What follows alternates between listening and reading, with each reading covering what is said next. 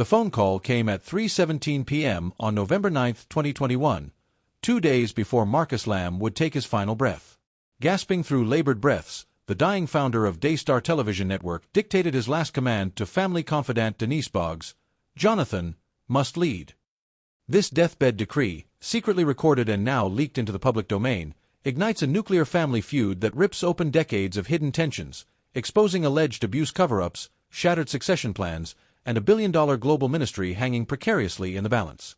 The crackling audio recording, heavy with the weight of mortality, reveals Marcus Lamb's meticulously detailed vision for the empire he built. "Write this down," he insists, his voice thin but urgent, each word a conscious effort. His son Jonathan, he declared, would ascend as Daystar's undisputed president. Jonathan's wife Susie would stand steadfastly beside him. His daughters, Rachel and Rebecca, would flank him, hold up his arms, like the biblical figures Aaron and her supporting Moses, ensuring he could lead without faltering. Conspicuously, strikingly absent from this blueprint, Rachel's husband, Joshua Brown. "I knew there was deep pain there," Denise admits quietly in the recording, referencing unspoken, unresolved turmoil festering within the family. This deliberate omission now fuels explosive, dark speculation. Could Joshua be the alleged abuser Jonathan and Susie claim molested their vulnerable 5-year-old daughter during a Daystar staff event? Marcus' final act wasn't shrouded in ambiguity. It was a clear, deliberate blueprint for the future he desperately wanted. Yet, within a mere 72 hours of his death, his widow, Joni Lamb, stood before the Daystar cameras and announced her assumption of the presidency. She presented a different narrative, pointing to an email Marcus supposedly sent naming her as his immediate successor, with Jonathan only ever slated to inherit the mantle if I retire or die. Denise Boggs' recording, emerging years later like a voice from the grave, utterly demolishes that narrative. Marcus was terrified Joni would marginalize Jonathan the moment he was gone, reveals a Lamb family insider who witnessed years of subtle power struggles. He chose Denise, someone outside the immediate family circle, as his witness precisely because he feared his wife would rewrite history once he couldn't speak for himself. The stark contrast between the intimate, breathless instructions on the tape and Joni's confident public assertion couldn't be more profound, casting a long shadow over Daystar's leadership transition. Jonathan Lamb's subsequent exile from the Daystar headquarters wasn't a quiet resignation or a dignified departure. Months after his father's death, security personnel escorted him out of the building he'd known since childhood, his access revoked, his career severed. This followed his adamant refusal to sign a $250,000 non-disclosure agreement, effectively hush money, concerning the alleged assault on his young daughter. "They didn't want truth, they wanted silence," Jonathan states, his voice trembling with a mixture of rage and profound sorrow during a rare interview. "They demanded I bury my child's trauma to protect the Daystar brand." Internal company emails, later leaked by disillusioned staff, paint a chilling picture of the campaign against him. They show Joni personally directing communications teams to label him unstable, bitter, and motivated by greed. Worse still, Jonathan alleges a disturbing pattern of spiritual surveillance and intimidation. Pastors aligned with his mother showed up unannounced at his home, claiming a divine mandate to cast out the spirit of rebellion they claimed possessed him. His personal and company emails were allegedly monitored. Even his own siblings, Rachel and Rebecca, seemingly under pressure, blocked his calls and cut off communication. "This wasn't a corporate restructuring, it felt like a cult-like purge," says Mark Tolbert, Daystar's former HR director who resigned in protest. The message was absolute loyalty or expulsion. The abuse cover-up claims gain grim, circumstantial credibility precisely through Marcus's pointed omission of Joshua Brown from his final plans. While Joshua's direct involvement remains unproven and he has publicly denied the allegations through his lawyer, his alleged proximity to the incident location during the staff picnic, coupled with his abrupt, unexplained disappearance from all Daystar promotional materials and websites shortly after Jonathan's ouster, paints a damning picture in the court of public opinion. Why systematically exile a son demanding justice for his child unless the truth he threatens to expose directly implicates powerful figures within the organization? Asks child advocacy attorney Lydia Chen, who has reviewed the public evidence. It speaks to a culture where institutional preservation trumps individual trauma, especially when that trauma risks the ministry's reputation and revenue.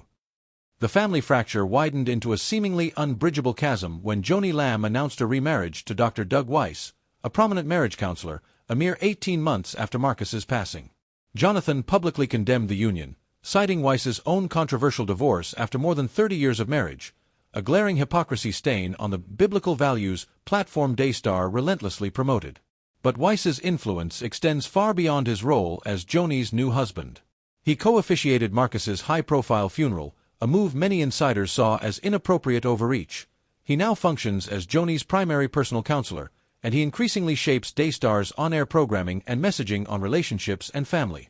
Jonathan views him with deep suspicion, labeling him a spiritual usurper, manipulating his grieving mother during a vulnerable time. Doug's sudden centrality in every aspect of Mom's life and the ministry reeks of opportunism, alleges a longtime Lamb family friend who requested anonymity. Marcus actively disliked him and kept him at arm's length professionally.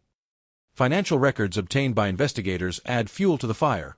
Weiss's personal counseling center has received over $680,000 in payments from Daystar categorized as consulting fees since his relationship with Joni began. Payments critics openly label as thinly disguised kickbacks for loyalty and influence over the network's president. Like, comment, and subscribe below as this story peels back layers of power, faith, and family betrayal. Perhaps the most haunting artifact amidst this bitter feud is footage of Marcus Lamb himself, captured years before his illness, praying fervently over his son Jonathan at a lavish Daystar anniversary gala. The archived video shows Marcus weeping openly, his hands laid on Jonathan's shoulders, invoking divine blessing. Lord, let your anointing increase upon him, open doors before him. Help him to walk softly and humbly, always depending upon you, not on Daystar or its resources, but on the resources that come from you. The raw emotion, the clear vision for Jonathan's future leadership role within the ministry, stands in stark, almost unbearable contrast to Jonathan's current status as a pariah, banned from the network and publicly vilified by his own mother. Marcus wasn't just fond of his son, he actively groomed Jonathan for leadership for over 20 years, insists a former Daystar board member who resigned over the succession dispute. He included him in high-level strategy sessions, gave him increasing operational responsibility, spoke constantly about the next generation taking the helm. Joni didn't just disagree with the timing, she erased that legacy overnight. Financial audits commissioned by concerned major donors before Jonathan's removal reveal a likely catalyst for the purge beyond the abuse allegations. Jonathan had become an internal whistleblower himself. He had persistently demanded scrutiny of the Lamb family's increasingly lavish spending, including the infamous $97,000 honeymoon charged to ministry accounts, the frequent, costly personal use of the ministry's private jet for non-work travel, and questionable six-figure consulting contracts awarded to family friends.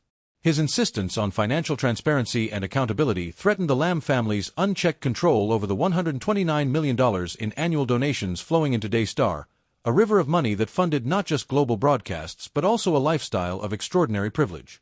Jonathan's push for governance, it seems, was as dangerous to the status quo as his demand for justice for his daughter.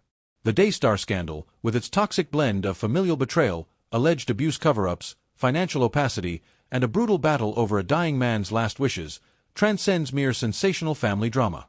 It stands as a stark, deeply unsettling cautionary tale about the corrosive power of unchecked ambition within the framework of spiritual capitalism, where faith becomes a brand and devotion is monetized. Three profound, seemingly irreversible truths crystallize from the wreckage. The altar of institutional self-preservation burns brightly at Daystar, demanding sacrifices. The alleged pattern of burying the abuse allegation, pressuring the victim's father into silence with an NDA, exiling him when he refused, and potentially protecting the accused through omission and inaction, mirrors tactics tragically familiar from other institutional scandals, like Catholic dioceses shuffling predatory priests between parishes. The core principle remains chillingly consistent. Silence is purchased, victims are sidelined or discredited, and truth is sacrificed on the altar of protecting the institution's reputation, donor base, and revenue streams. Jonathan Lamb's firing is the clearest possible proof that within such systems, whistleblowers are not celebrated protectors. They are crucified as threats, their reputations shredded, their voices silenced when their truth endangers the financial engine. The fragility of founder-led movements is laid bare. Marcus Lamb's fatal error was not his vision for Jonathan, but his failure to formalize that vision beyond poetic biblical analogies whispered to a confidant. His evocative Moses and Aaron imagery, while heartfelt, crumbled into dust without the legal scaffolding of a clear, documented succession plan ratified by the board. This critical lack of concrete governance allowed Joni, leveraging her position and influence, to exploit the ambiguity, seizing control and rewriting the narrative to suit her own agenda. Ministries built overwhelmingly on the charisma and vision of a single founder, without robust, independent governance structures, inevitably risk devolving into personal fiefdoms where leadership transitions become bloody battles for control rather than orderly transfers of responsibility. The rules apply only when convenient, and accountability is reserved for those outside the inner circle. The digital reformation of accountability is irrevocably changing the game. Denise Boggs' leaked audio recording is a potent symbol of a seismic shift. Secrets dissolve in the acid bath of the digital age. Loyalists can become archivists with a smartphone. Private conversations can become public evidence with a click. Phones and emails become weapons in the hands of the disillusioned. The congregation, the donor base, the viewing audience, they no longer passively accept pronouncements from the pulpit or the studio. They demand receipts, transparency, and consistency. They dissect financial statements, share leaked documents, and form online communities to analyze discrepancies. The era where ministry leaders could control information absolutely, insulating themselves behind layers of PR and spiritual authority, is rapidly ending. Power is becoming harder to hoard in the dark. In the end, Marcus Lamb's dying words, gasped into Denise Boggs' phone, hold an unintended prophetic weight: Jonathan must lead. Not necessarily because Jonathan was flawless or the only capable candidate, but because his desperate plea represented something Daystar relentlessly sold yet catastrophically discarded in practice: genuine accountability, servant leadership, and the courage to confront uncomfortable truths, even when they threatened the institution. The network's long-term survival hinges not on its satellite reach, its state-of-the-art studios, or its roster of celebrity preachers, but on its willingness to finally confront that devastating question echoing through its opulent halls: do the shepherds truly exist to serve and protect the sheep, or are the sheep ultimately sacrificed to keep the shepherds comfortable in their gilded pasture? The steeple still physically dominates the landscape, a symbol of aspiration and faith, but the trust invested in it by millions lies scattered, like broken glass. And from within that rubble, a persistent, challenging whisper rises, demanding an answer. Who possesses the courage, the humility, and the genuine faith to rebuild something true from the ruins? If this deep dive into the collision of faith, power, and family secrets resonated with you, like this video, share your perspective in the comments below, and subscribe for continued coverage as we follow this complex, evolving story. The search for truth behind the stained glass continues.